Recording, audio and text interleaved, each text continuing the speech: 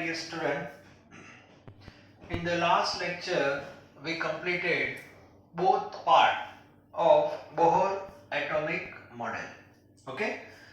और part one जो था उसमें basically formula related with stationery orbit, मतलब पर्टिकुलर जब इलेक्ट्रॉन को ऑर्बिट में रोटेट हो रहा है तब उसकी एनर्जी क्या होगी, मोमेंटम क्या होगा, वेलोसिटी क्या होगी और रेडियस क्या होगी, उसकी फॉर्मूला है.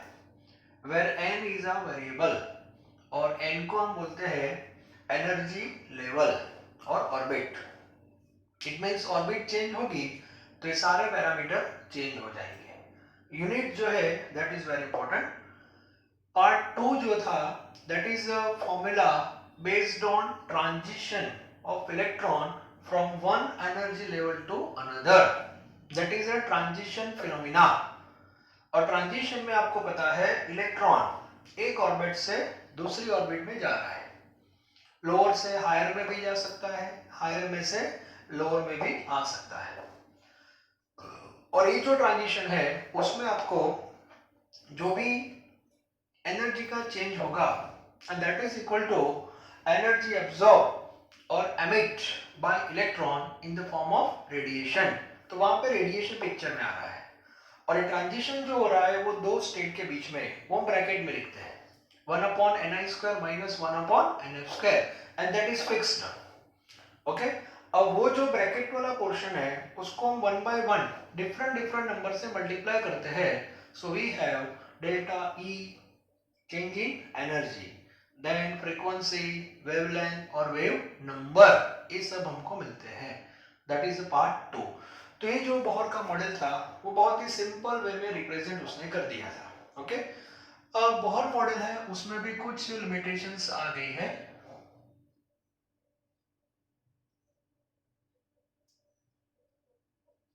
तो बोहर मॉडल है उसकी भी कुछ लिमिटेशंस है.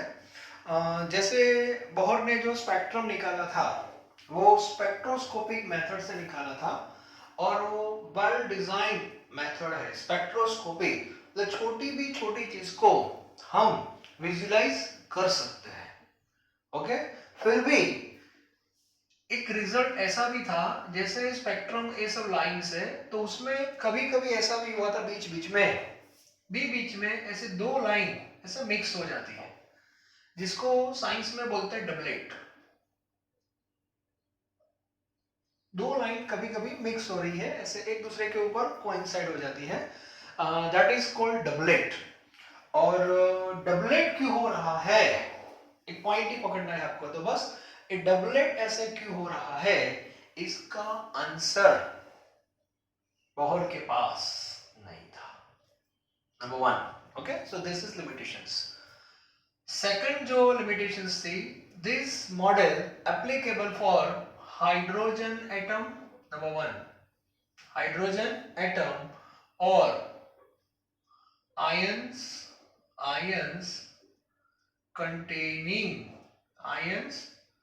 containing one electron only.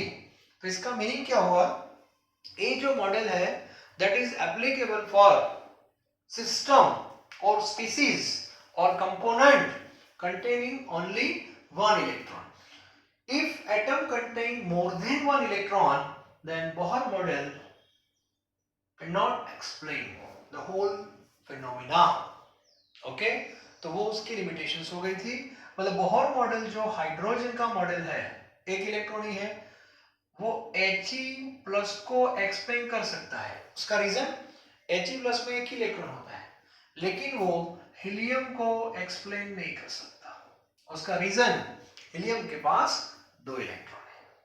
ये क्लियर होना चाहिए. ओके, थर्ड उसकी जो लिमिटेशंस थी वो दो इफेक्ट के बेस पे है. एक इफेक्ट को बोलते हैं जीमैन इफेक्ट. आप बोलोगे सर जीमैन इफेक्ट क्या है, बताता हूं. और दूसरी एक इफेक्ट है that is Stark effect. Syllabus में नहीं है, you have to remember just name of the effect. Conclusion में बता रहा हूं. जीमैन इफेक्ट का मीनिंग क्या होता है, splitting of spectral line under influence of magnetic field. मतलब जब स्पेक्ट्रम निकाला था बोहर ने, अब मान लो कि वहां पे हमने कोई मैग्नेटिक फील्ड सेटअप किया हुआ है, मतलब whole process under influence in magnetic field. So in that case spectral line becomes splitting. Splitting हो के मतलब ऐसे सेपरेट हो जाती है। Why this happen? और इसका आंसर बोहर के पास नहीं था। लेकिन कंक्लूजन ये है, ज़ीमेन इफेक्ट का मीनिंग बस इतना ही है। क्लियर? और स्टार्क इफेक्ट में splitting of spectral line under influence of, मैंने दो फील्ड बताए थे साइंस में, मैग्नेटिक और दूसरा इलेक्ट्रिकल फील्ड। यस, ये दो फील्ड जब आप अप्लाई करते हो तो स्पेक्ट्रल लाइंस जो भी है वैसे स्प्लिट हो जाती है ऐसे। ओके, और इसका जो रीजन है वो बोहर के पास नहीं था। This is the one thing. Okay, और फोर्थ लिमिटेशंस टेक्स्ट बुक में जो दी है, एटम को तो एक्सप्लेन कर सकता है, मतलब हाइड्रोजन को एक्सप्लेन कर सकता है बोहर मॉडल, लेकिन H2 को नहीं कर सकता। H2 दैट इज मॉलिक्यूल, और वो कैसे बनता है, H बॉन्ड H से बनता है, वो आगे आपको डिटेल में पढ़ना है। लेकिन एटम को एक्सप्लेन कर सकता है, मॉलिक्यूल को नहीं कर सकता। मॉलिक्यूल में 2 इलेक्ट्रॉन हो जाएंगे। ठीक है, तो इस बेस पे बोहर की कुछ लिमिटेशंस थी। अब ये सब क्यों हो रहा है वो बोहर को कुछ पता नहीं था, लेकिन दूसरे जो साइंटिस्ट थे उनको तो इंस्पिरेशन मिला कि अभी भी कुछ मिसिंग है। अब क्या मिसिंग है बहुत इंटरेस्टिंग है, और यहां से हमारा पूरा चैप्टर जो है वो डाइवर्ट होने वाला है। अब तक हम क्लियर हुए थे, बोहर ने जब मॉडल दिया था कि चलो न्यूक्लियस है, उसके अंदर प्रोटॉन है, और इलेक्ट्रॉन कहाँ पे होते हैं, अराउंड न्यूक्लियस। ये सब डिफरेंट डिफरेंट स्टेशनरी ऑर्बिट है, और ये orbit first second third fourth, और उसमें इलेक्ट्रॉन बस घूमते रहता है, ऐसा घूमता रहता है। एनर्जी बाहर से आई तो यहाँ से जंप करके इधर आ जाएगा, यहाँ एनर्जी आई तो इधर आ जाएगा, बीच में ऐसे पास होगा, लेकिन वहां पे रुकेगा नहीं क्योंकि वो उसका कंफर्ट जोन नहीं है। तो ये सब हमने देख लिया। जब पर्टिकुलर ऑर्बिट में हो रहा है तो कितनी एनर्जी है उसके पास, कितनी रेडियस है, कितना मोमेंटम है, कितनी वेलोसिटी है, सब पूरा पिक्चर क्लियर है हमारा। यहाँ से इधर गया तो उसने कितनी एनर्जी अब्सॉर्ब की, कितनी वेवलेंथ की एनर्जी थी, कितनी फ्रीक्वेंसी की थी, वो पूरा क्लियर हो गया। ओके, तो एक सिंपल फॉर्म में बोहर ने मॉडल दे दिया था। अब थोड़ा मैं डिटेल बता दूं, बोहर ने जब मैं मॉडल दिया था तब इलेक्ट्रॉन एज अ पार्टिकल था, और इसमें कोई नई बात नहीं है, electron that is a particle, and electron है वो किसका पार्टिकल है, मैटर का। क्योंकि आगे एक पार्टिकल आ गया फोटोन, वो भी एक पार्टिकल ही है, लेकिन फोटोन जो है वो रेडिएशन का पार्टिकल है, याद रखना, लाइट का पार्टिकल है। ओके, और दूसरा, जब बोहर ने मॉडल दिया था तो उसका पूरा जो मैकेनिक्स था that is Newton based, Newton based, याद रखना। फिजिक्स में पूरा चैप्टर आपको पढ़ना है, 11th में है laws of motion. Okay, that is given by Newton. तो न्यूटन ने जो लॉ दिए हैं, कोई भी मैटर जब मोशन में होता है तो उसमें न्यूटन्स लॉ एप्लीकेबल होते हैं, उसके बहुत सारे फॉर्मूलाज हैं, और वहां से कुछ इंस्पिरेशन लिया था नील बोहर ने, क्योंकि वो न्यूटन की जो फॉर्मूला थी वो लीनियर मोशन के लिए भी थी और एंगुलर मोशन के लिए भी थी। तो हमारा इलेक्ट्रॉन एंगुलर मोशन में है, लाइक दिस सर्कुलर। ओके, तो वो सारा कॉन्सेप्ट वहां से उसने उठाया था, पकड़ा था। क्लियर? और इस बेस पे उसने पूरा मॉडल दिया था, फिर भी कुछ लिमिटेशंस आ गई। अब देखो क्या हो रहा है, and that is very very interesting. Okay, यहां से पूरा चैप्टर जो है वो डाइवर्ट होने जा रहा है। तो बोहर का ये जो मॉडल था वो भी अब गलत प्रूव होने वाला है। आप बोलोगे सर पढ़ते क्यों है फिर? ठीक है, तो यहां से स्टार्ट हो रहा है quantum mechanics quantum mechanics of matter. आप बोलोगे सर आगे क्वांटम मैकेनिक्स वर्ड आपने बोला था ना, आगे जो मैंने आपको बताया था वो भी मैं क्लियर करवा दूं एक बार फिर से, वो था क्वांटम मैकेनिक्स ऑफ रेडिएशन था। अब बात समझ आ रही है? ओके, पहले वहां जाते हैं रेडिएशन। सबको पता है कि जो रेडिएशन है उसका ओल्ड नेचर कौन सा था, पुराना नेचर। जो फर्स्ट थियरी हमने रेडिएशन की पढ़ी थी दैट इज वेव नेचर, ये आपको पता है, वेव नेचर ऑफ रेडिएशन, ये हमने पढ़ा था कि नहीं? और वेव नेचर कंफर्म करने के लिए दो फिनोमिना होते हैं, और दो फिनोमिना कौन से वो भी पता है आपको। One that is diffraction and second that is interference. ये क्लियर होना चाहिए। ये दो फिनोमिना जो है वो कंफर्मेटिव टेस्ट जैसे है। तो किसी भी चीज की वेव नेचर आपको पकड़ना है तो ये दो फिनोमिना होने चाहिए, डिफ्रैक्शन और इंटरफियरेंस। और रेडिएशन में दोनों फिनोमिना होते हैं तो प्रूव हो गया कि ये वेव नेचर है। ओके, तो सबसे पहले रेडिएशन को वेव के फॉर्म में ही सब लोग सोचते थे, और ये पुराना कॉन्सेप्ट था, इसीलिए इसको हम क्या बोलते हैं, क्लासिकल कॉन्सेप्ट और क्लासिकल मैकेनिक्स। ओके, अब कुछ phenomena like photo electric effect, black body radiation, spectra, heat capacity, ये सब पता है आपको, जिसमें वेव नेचर से हम एक्सप्लेन नहीं कर पा रहे। और बाद में जो नया नेचर आया दैट इज पार्टिकल नेचर। और पार्टिकल नेचर भी प्रूव हो गया, और वहां जो पार्टिकल था उसको हमने नाम भी दे दिया दैट इज फोटोन, ये भी आपको पता है। ओके, तो अब पहले हम रेडिएशन को वेव के फॉर्म में ही सोचते थे, अब आपको रेडिएशन को ड्यूअल फॉर्म में सोचना है। तो इसीलिए नया कॉन्सेप्ट आ गया ड्यूअल नेचर ऑफ रेडिएशन। बात समझ आ रही है? और ड्यूअल नेचर ऑफ रेडिएशन को बोलते हैं क्वांटम मैकेनिक्स। तो ये जो हमारा क्वांटम मैकेनिक्स था दैट इज फॉर रेडिएशन, ऐसा हम मान सकते हैं। क्लियर? और ड्यूअल नेचर का मीनिंग जब क्लियर हो गया, ड्यूअल नेचर का मीनिंग होता है wave as well as particle. तो ये कॉन्सेप्ट हमारा क्लियर हो गया है। ठीक है, रेडिएशन का पूरा पार्ट हो गया है। अब बात करते हैं बोहर मॉडल की। बोहर मॉडल में क्वांटम मैकेनिक्स आया, मैटर का आया। देखो, एक इसका क्वांटम मैकेनिक्स था रेडिएशन का, तो इसमें कॉन्सेप्ट क्या आया कि जो मैटर है, मैटर उसका एक नेचर फिक्स होता है, कौन सा, पार्टिकल। क्योंकि मैटर में प्रोटॉन, न्यूट्रॉन, इलेक्ट्रॉन से सब होते हैं, बेसिकली फंडामेंटल पार्टिकल्स। मैटर की बात कर रहा हूं, रेडिएशन की नहीं। हाँ, तो वो तो पार्टिकल ही है, तो पार्टिकल नेचर तो फिक्स हो गया, और ये पूरा मैकेनिक्स क्लासिकल हुआ। मतलब मैटर का जो पार्टिकल नेचर है वो क्लासिकल मैकेनिक्स है, और रेडिएशन का वेव नेचर है वो क्लासिकल है। मतलब दोनों का पुराना नेचर आप देख लो, रेडिएशन का पुराना नेचर वेव और इसका पुराना nature particle, that mechanics is classical mechanics. Okay, अब इसका तो ड्यूअल का कॉन्सेप्ट आ गया, अब इसका ड्यूअल आ रहा है। हाँ, और इसीलिए बोहर का मॉडल गलत प्रूव होने वाला है। क्लियर? तो पार्टिकल नेचर के बेस पे बोहर ने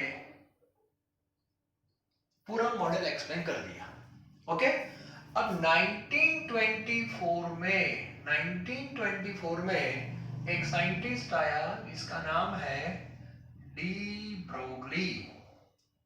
1924, और डी ब्रोगली ने एक कॉन्सेप्ट दिया दैट इज मैटर वेव्स। इसका मीनिंग क्या हुआ, मैटर हैविंग वेव नेचर।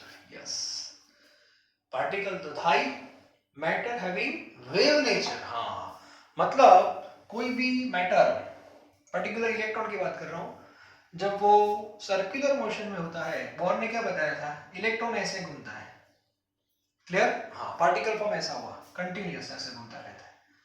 अब अकॉर्डिंग टू डी ब्रोगली उसने बता दिया कि ऐसे घूम रहा है, yes like this, and this is wave nature. तो इसका मीनिंग हो जाता है कि इलेक्ट्रॉन कोई फिक्स्ड सर्कुलर पाथ पे नहीं होता, अंदर बाहर कहीं भी हो सकता है, यस लाइक दिस। तो ये तो पूरा बोहर का मॉडल वायलेट हो जाएगा। तो सबसे ज्यादा अपोज बोहर ने किया होगा, नहीं नहीं ऐसा थोड़ी होता है, मैटर में थोड़ी होता है। उसने बोला कि हम मैटर है, हम कहाँ वेव फॉर्म में आगे बढ़ता है। लेकिन जो बोहर की कुछ लिमिटेशंस आई थी उसमें से कुछ इंस्पिरेशन निकाला था, ऐसा मान सकते हैं डी ब्रोगली ने, और इसीलिए उसने एक कॉन्सेप्ट दे दिया। उसने आर्गुमेंट भी की, टाउन हॉल में सबको बुलाया था, डी ब्रोगली ने भी बुलाया था, और उसने आर्गुमेंट की। पहले उसने रेडिएशन को टारगेट किया कि देखो रेडिएशन का क्लासिकल मैकेनिक्स के बेस पे वेव नेचर था, सब बोला हाँ। बाद में हमने पार्टिकल प्रूव किया कि नहीं, कोई लिमिटेशंस आई ये नेचर की, तो पार्टिकल हमने एक्सेप्ट कर लिया। और अभी ड्यूअल नेचर का कॉन्सेप्ट चल ही रहा है रेडिएशन का, दैट इज क्वांटम मैकेनिक्स। तो इसकी कॉपी यहां क्यों नहीं हो सकती? आर्गुमेंट बहुत स्ट्रॉन्ग थी।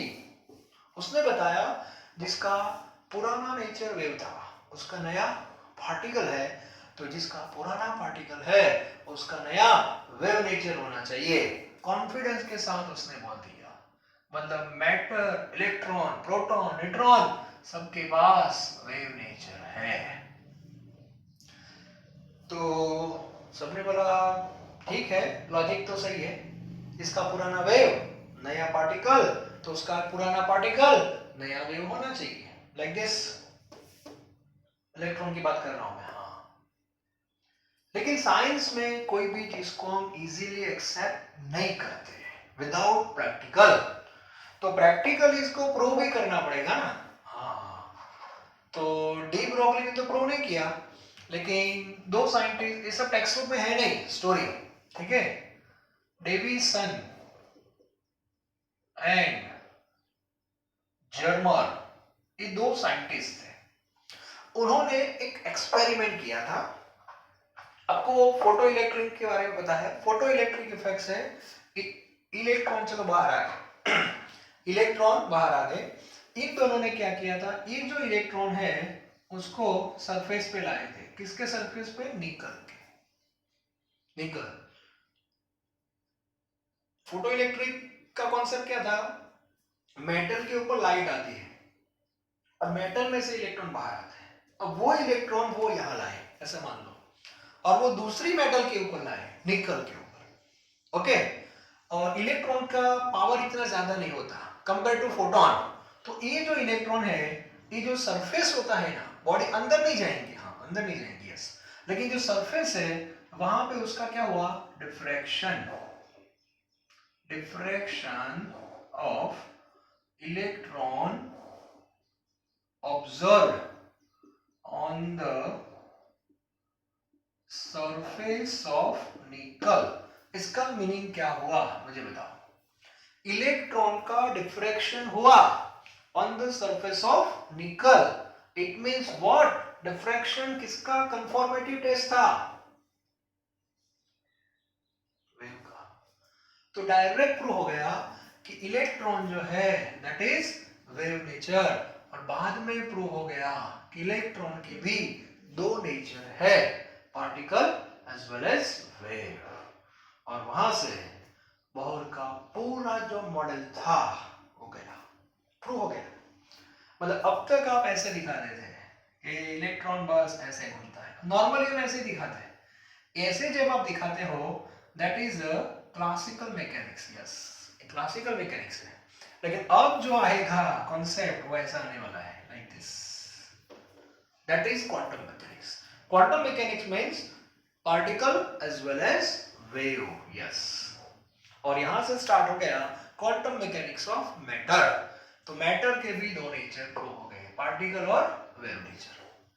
और इसके बाद ये जो कॉन्सेप्ट है उसके बेस पे इंस्ट्रूमेंट भी बने, बायोलॉजी वालों को पता होगा, माइक्रोस्कोप आता है, दैट इज इलेक्ट्रॉन माइक्रोस्कोप। ऐसा एक बहुत बड़ा माइक्रोस्कोप होता है, सिंपल नहीं, इलेक्ट्रॉन माइक्रोस्कोप बहुत बड़ा होता है, हाउसिंग टाइप होता है। और साइंस में कोई भी सॉलिड ऑब्जेक्ट होता है उसका सरफेस स्टडी करना हो तो ये यूज होता है, क्योंकि उसमें से इलेक्ट्रॉन बाहर आएंगे और वो इलेक्ट्रॉन सरफेस पे क्या होते हैं, डिफ्लेक्ट होते हैं, और डिफ्रैक्शन की जो पूरी पैटर्न है वो स्क्रीन पे आ जाती है और वहां से हमें सरफेस की पूरी डिटेल मिल जाती है। तो एक सिंपल मैं आपको एग्जांपल बताऊं, अब पूरा कंक्लूजन मैं आपको दे रहा हूं। मान लो कि ये मैटर है। अब मैटर में दो चीज की स्टडी होती है, एक इंटरनल और एक एक्सटर्नल। ठीक है, अब कैसे स्टडी करेंगे? तो हमारे पास दो फिनोमिना है, एक रेडिएशन का कॉन्सेप्ट भी है और एक मैटर का भी है। अब आप मुझे बताओ, आपको इसका कौन सा स्टडी करना है, इंटरनल और एक्सटर्नल? मान लो कि इंटरनल करना है तो हम तो अंदर नहीं जा सकते, तो वो लोग इसके अंदर क्या पास करेंगे,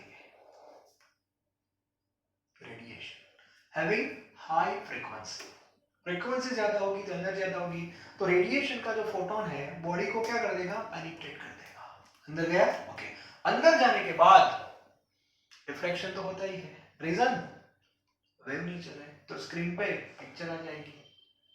पिक्चर क्लियर? हमारी बॉडी का एक्सरे डॉक्टर कैसे निकालते हैं, एक्सरे पास करते हैं ना, तो एक्सरे क्या है, रेडिएशन है, क्योंकि उसका पावर ज्यादा है। तो रेडिएशन से हम किसी भी ऑब्जेक्ट, लिविंग हो या नॉन लिविंग, उसका इंटरनल स्ट्रक्चर स्टडी कर सकते हैं। Internal clear? ओके, अब बात करते हैं एक्सटर्नल। यस, इसका सरफेस स्टडी करना है, तो सरफेस स्टडी रेडिएशन से नहीं होता, क्योंकि उसका फोटोन तो अंदर चला जाता है। ओके, तो वो स्टडी होगा मैटर वेव्स से। मैटर वेव्स मतलब इलेक्ट्रॉन उसमें डालेंगे इलेक्ट्रॉन। अब इलेक्ट्रॉन की वेलोसिटी ज्यादा नहीं होती कंपेयर टू फोटोन, और इसलिए वो पेनिट्रेट नहीं होगा, लेकिन अंदर ही सरफेस के ऊपर ही रहेगा, और सरफेस के ऊपर उसका क्या होगा, रिफ्रैक्शन होगा। तो जो पैटर्न है वो आपको मिल जाएगी। Is it clear? तो साइंस में दोनों प्रॉब्लम सॉल्व हो गए। इंटरनल स्टडी करना है तो रेडिएशन, एक्सटर्नल स्टडी करना है तो मैटर वेव्स, और मैटर वेव में इलेक्ट्रॉन। क्लियर? और इस बेस पे पूरा कॉन्सेप्ट है। तो इस सब डी ब्रोगली ने बता दिया, उसके एप्लीकेशन भी हो गई इलेक्ट्रॉन माइक्रोस्कोप में। हाँ, डी ब्रोगली ने ये भी बात बताई थी कि जो मैटर वेव्स का कॉन्सेप्ट है that is applicable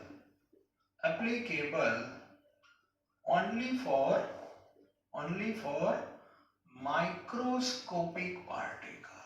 yes, microscopic particle का मीनिंग होता है प्रोटॉन, न्यूट्रॉन, इलेक्ट्रॉन और हाइड्रोजन एटम। मैक्रो पार्टिकल के लिए एप्लीकेबल नहीं है, क्योंकि मैक्रो का मास बहुत ज्यादा होता है, और जिसका मास ज्यादा होता है वहां पे वेव नेचर पॉसिबल नहीं है, तो वहां पे उसका नेचर पार्टिकल नहीं होगा। बात समझ में आ रही है? ओके, तो अभी हम इलेक्ट्रॉन पे फोकस कर रहे हैं, तो इलेक्ट्रॉन के बेस पे आपको जाना है। अब फॉर्मूला की बात करते हैं। अब सबने डी ब्रोगली को बताया यार वेव नेचर तो ठीक है इलेक्ट्रॉन का, अब जिसका वेव नेचर होता है उसकी वेवलेंथ होती है। बात तो सही है, तो उसकी फॉर्मूला दे दो हमें, ठीक है ना? तो अब उसकी फॉर्मूला आ रही है, तो फॉर्मूला का प्रूफ नहीं है, लेकिन डायरेक्ट आपको फॉर्मूला याद रखनी है।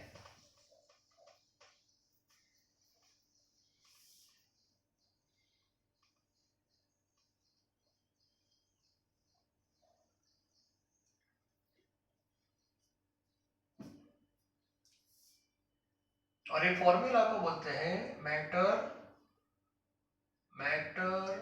Wave equation. Matter wave equation बोलते हैं, और डायरेक्ट फॉर्मूला है lambda. Lambda means wavelength. Lambda is equal to h upon mv, और ये फॉर्मूला को मैटर वेव इक्वेशन बोलते हैं। Where lambda is equal to wavelength, ठीक है? Okay, h that is Planck's constant, ये वैल्यू सबको पता है। m that is mass of matter किस में लेना है, kg में, वेवलेंथ मीटर में, और Planck constant joule into second. ऐसा ही है। Then v means what? v that is velocity, velocity of matter that is meter per second. Clear? तो ये फॉर्मूला यूज कर सकते हो। ये फॉर्मूला माइक्रो मैक्रो दोनों के लिए है, थियोरेटिकल फॉर्मूला है, ओके, लेकिन प्रैक्टिकली माइक्रो के लिए एप्लीकेबल है। फिर भी न्यूमेरिकल जाएंगे, उसमें आप देखना मैक्रो पार्टिकल भी होगा, इसका मास दिया होगा, वेलोसिटी दी है, h आपको पता है, तो उसका भी आप लैम्बडा तो फाइंड कर ही सकते हो। तो थियोरेटिकली लैम्बडा तो आप किसी का भी फाइंड कर सकते हो, डायनासोर का भी कर सकते हो, एलिफेंट का भी कर सकते हो, लेकिन लैम्बडा का जो आंसर आएगा that is very very less, practically you can not measure. ठीक है, तो ये फॉर्मूला से हम लैम्बडा फाइंड कर सकते हैं। बाद में ये जो mv है, mass into velocity that is momentum, तो ये भी आप लिख सकते हो h/p, तो ये फॉर्मूला भी आप अप्लाई कर सकते हो। बाद में फोटोन की बात करें, ये इलेक्ट्रॉन के बेस पे भी मैंने लिखा है, या तो मैटर के बेस पे, रेडिएशन के फॉर्म में भी आप लिख सकते हो। सो इन केस ऑफ रेडिएशन, वो भी याद रखो, in case of radiation, radiation मतलब कौन सा पार्टिकल हो गया? फोटोन। यस, याद रखना, photon that is a particle of radiation and electron that is a particle of matter. तो ये फॉर्मूला फोटोन के लिए आपको लिखनी है, तो lambda is equal to h upon, ये भी आप लिख सकते हो, h अपॉन m और v की जगह c। यस, c क्या है? वेलोसिटी ऑफ फोटोन, और फोटोन की वेलोसिटी मतलब क्या? दैट इज लाइट, और ये मास ऑफ फोटोन है। तो ये फॉर्मूला फोटोन के लिए अप्लाई कर सकते हो। इसके बाद कंपैरिजन, ये सब जेडब्ल्यू नीट पे बात कर रहा हूं मैं। हाँ, जब एमसीक्यू सॉल्व करेंगे कुछ न्यूमेरिकल, तो उसमें ये सब पॉइंट्स पता। कंपैरिजन बिटवीन टू मैटर, अब आपके पास दो मैटर हैं ए एंड बी, जैसे रेडिएशन में हम कंपैरिजन करते थे लैम्बडा 1 लैम्बडा 2, हाँ वैसे मैटर में भी कंपैरिजन कर सकते हैं। तो ए मैटर है, उसका लैम्बडा ए होगा, lambda A is equal to h upon M A V A, h common रहता है, लैम्बडा बी की फॉर्मूला हो जाएगी lambda B is equal to h upon M B V B. Clear? Now take ratio lambda A upon lambda B, ये सब formula याद रखना, जो भी बोर्ड वर्क हो रहा है वो क्लियर होना चाहिए। Lambda A upon lambda B that is h upon M A V A upon h upon M B V B. So h that will cancel, so finally MbVb ऊपर आएगा और MaVa नीचे आएगा। इफ फॉर्मूला हम MCQ में apply करेंगे, जब आपके पास दो मैटर होगी और दोनों की वेवलेंथ का रेशियो निकालना है, तो lambda A upon lambda B find करना है, तो आपके पास इंफॉर्मेशन होनी चाहिए, दोनों का मास होना चाहिए और दोनों की velocity, sometimes momentum directly given Pb upon Pa, ये भी आप लिख सकते हो कि MbVb क्या है? मोमेंटम, तो P जो होता है P दैट इज मोमेंटम। ठीक है, तो ये फॉर्मूला भी आप अप्लाई कर सकते हो, तो ये क्लियर होना चाहिए, ये कंपैरिजन के लिए। दूसरी कंपैरिजन है, ये भी इंटरेस्टिंग है, जीनीट के कॉन्सेप्ट के बेस पे। तो जीनीट क्या है, वो थोड़ा आपको दिमाग में बैठ रहा होगा, टेक्स्ट बुक में बस इतना लेके छोड़ देते हैं, अब उसको अप्लाई कैसे करना है कंपैरिजन बेस पे इंडिविजुअल फॉर्म में, तो ये सब कॉन्सेप्ट थोड़ा ऐड कर दो, तो अपने आप जीनीट का वर्क हो जाएगा। तो relation between lambda and kinetic energy, इन दोनों का एक रिलेशन है, relation between lambda and kinetic energy of electron, matter की बात कर रहे हैं मतलब इलेक्ट्रॉन, तो उसका एक रिलेशन में डेवलप कर रहे हैं। देखो बहुत इंटरेस्टिंग है। काइनेटिक एनर्जी की फॉर्मूला बताओ, kinetic energy that is half mv square, ये सबको पता है, ओके। अब उसमें वेलोसिटी को सब्जेक्ट बनाओ, therefore v square is equal to 2k by m, 2k by m, k means kinetic energy, e निकाल दिया मैंने अभी, therefore v is equal to what, रूट लेना है, so under root 2k by m, तो ये फॉर्मूला से हम वेलोसिटी निकाल सकते हैं, वेलोसिटी। ओके, नाउ हमें लैम्बडा पे जाना है, now lambda is equal to h upon mv, lambda is equal to h upon mv. So put the value of velocity. M velocity means under root 2k by m. ठीक है, अब कुछ लोग क्या करेंगे, सर mm कैंसिल करवा देंगे, ऐसा नहीं होगा। मैथ्स पता होना चाहिए। ये रूट 9x है सपोज, तो हम क्या करते हैं, रूट किसका निकलता है किसका नहीं निकलता, 9 का निकलता है, तो 9 का रूट हो जाएगा 3, तो 3 अंडर रूट x हो गया कि नहीं, सही बात है ना। ओके, अब उल्टा सोचो, मुझे 3 को अंदर ले जाना है तो स्क्वायर होगा, यस, तो 9x हो जाएगा। तो किसी भी नंबर को रूट में ले जाना है तो उसका स्क्वायर होगा, और बाहर निकालना है तो रूट हो जाएगा। तो मुझे ये जो m है उसको अंदर ले जाना है रूट के अंदर, तो स्क्वायर हो जाएगा। So h upon 2km square yes by m। Clear, mm cut हो जाएगा, अब कट हो सकता है, तो h upon under root 2km and that is lambda, yes. So lambda is equal to h upon under root 2km। तो ये lambda और k का रिलेशन आ गया, lambda and kinetic energy of electron, और ये बहुत ही इंपॉर्टेंट रिलेशन है जिससे हम डायरेक्ट न्यूमेरिकल सॉल्व कर सकते हैं। ओके, और एक कंपैरिजन दे रहा हूं,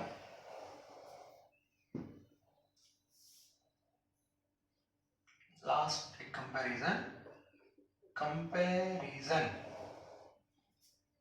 between different lambda and k. K means kinetic energy, different lambda and k for one electron. Electron एक ही है, सेम इलेक्ट्रॉन, लेकिन उसकी लैम्बडा चेंज करते हो तो उसकी वेवलेंथ पे इफेक्ट होगी, और वेवलेंथ चेंज करते हो तो k पे इफेक्ट होगी, और k पे इफेक्ट होगी तो लैम्बडा पे इफेक्ट होगी। मतलब तो फॉर्मूला कैसे लिखे, ये फॉर्मूला। अब मुझे बताओ, m जो है h that is constant, okay, 2 that is constant, m mass of electron, electron का मास तो क्या होगा, कांस्टेंट ही होगा, तो ए टर्म भी रहेगा आपका कांस्टेंट। अब साइंस में, मैथ्स में आपको पता है ए h कांस्टेंट है, 2 कांस्टेंट है और m भी कांस्टेंट है, और तीनों कांस्टेंट को रिप्रेजेंट करना है तो प्रोपोर्शनलिटी से हम कर सकते हैं। तो हो गया प्रोपोर्शनलिटी कांस्टेंट, उसका सिंबल आ गया, तो बचेगा क्या, 1 upon under root k only, yes. अब डिफरेंट सिचुएशन है, डिफरेंट लैम्बडा एंड k, तो डिफरेंट है मतलब लैम्बडा 1 अपॉन लैम्बडा 2 ले सकते हैं रेशियो। अब इनवर्सली प्रोपोर्शनल है और साथ में रूट भी है, तो रूट में क्या आएगा बताओ, इनवर्सली प्रोपोर्शनल है k2 by k1। So this is a important relation and you can solve so many MCQ related with JEE NEET. और एक अंदर की बात मैं आपको बता दूं, फिजिक्स हो या केमिस्ट्री, अब फॉर्मूला सिंगल तो थियरी की बेस पे होती है, लेकिन वो फॉर्मूला को दो केस में आप कंपेयर कर सकते हो, इसमें रेशियो लेना है बस, और रेशियो लेके आप एमसीक्यू को इजीली सॉर्ट आउट कर सकते हो। तो फिजिक्स और केमिस्ट्री में ज्यादातर एमसीक्यू में इसे रेशियो कॉन्सेप्ट वाले बहुत आएंगे, जैसे आगे हमने फोटोन में पढ़ा है रेडिएशन का कॉन्सेप्ट, ऐसे पढ़ लिया हमने, लाइक दिस पढ़ा कि नहीं, E1 upon E2 is equal to nu1 upon nu2 is equal to lambda 2 by lambda 1, तो ये सब रेडिएशन का कॉन्सेप्ट, तो वैसे ये सब फॉर्मूला है मैटर के बेस पे, तो ये क्लियर होना चाहिए। ओके, तो आज मैटर वेव इक्वेशन मैंने आपको बताया, that is applicable for electron, मतलब micro as well as macro. अब इसके बेस पे जो होमवर्क मैं आपको दे रहा हूँ, ट्राई करना, आप ट्राई कर सकते हो, और उसके लिए नंबर मैं आपको बता दूं, 3 इलस्ट्रेशन आपको ट्राई करने हैं, ओके, ज्यादा नहीं, 3 ही है। थोड़ा हिंट मैं आपको दे रहा हूं, बोहर मॉडल के हो गए, अब डी ब्रोगली 2.12 इलस्ट्रेशन है, हाँ 2.12, इसमें आपको ये फॉर्मूला यूज करनी है, lambda is equal to h upon mv। Clear, h आपको पता है, v given, m given. Cricket का एक बॉल है, उसका मास दिया है केजी में, और उसकी वेलोसिटी भी दी है। h आपको पता है, यूनिट एसआई में रखना जो मैंने बताए थे वो, तो लैम्बडा का आंसर आपको आ जाएगा मीटर में। फिनिश, ठीक है। देन इलस्ट्रेशन 2.13, 2.13 जो है उसमें आपको काइनेटिक एनर्जी दी है और लैम्बडा फाइंड करना है। तो टेक्स्ट बुक में क्या किया है, काइनेटिक एनर्जी से पहले वेलोसिटी फाइंड की है और वेलोसिटी बाद में यहाँ पे रखी है, यस, और फिर लैम्बडा फाइंड किया है। सेकंड मेथड कौन सी, शॉर्टकट, डायरेक्ट। तो आप क्या करना, lambda is equal to h upon under root 2km। h is Planck constant, m mass of electron that is fixed और k kinetic energy of electron. तो इसका रूट निकालना है और रूट निकाल के आप लैम्बडा फाइंड कर सकते हो। Clear, okay. और लास्ट में एक सम है 2.14, 2.14 और उसमें आपको फाइंड करना है mass of photon, mass of photon. अब आप बोलोगे सर मास ऑफ फोटोन आगे रेडिएशन में जाना पड़ेगा, नहीं। तो मास की फॉर्मूला अभी जो मैंने बताई mv है कि नहीं, लेकिन ये फॉर्मूला जो है that is applicable for matter और यू कैन से इलेक्ट्रॉन, लेकिन फोटोन के लिए अप्लाई करना हो तो मैंने अभी आपको बताया ये v है, उसकी जगह c लिख देना, ओके। और ये जो m है उसको सब्जेक्ट बनाओ, m is equal to h upon lambda c। h आपको पता है, वेलोसिटी ऑफ लाइट आपको पता है और lambda of photon that is given in angstrom, so you can convert into meter, ठीक है। तो ये 3 न्यूमेरिकल आप सॉल्व कर सकते हो और आंसर केजी में आएगा। तो आज का ये टॉपिक यहाँ पे कंप्लीट हो रहा है। So de Broglie that is matter wave equation, clear. तो अब वेवफॉर्म, क्वांटम मैकेनिक्स, ये सब वर्ड आपके क्लियर होने चाहिए। अभी 2-3 लेक्चर और जाएंगे तो कॉन्सेप्ट आपका और भी क्लियर हो जाएगा, okay. Thank you very very much.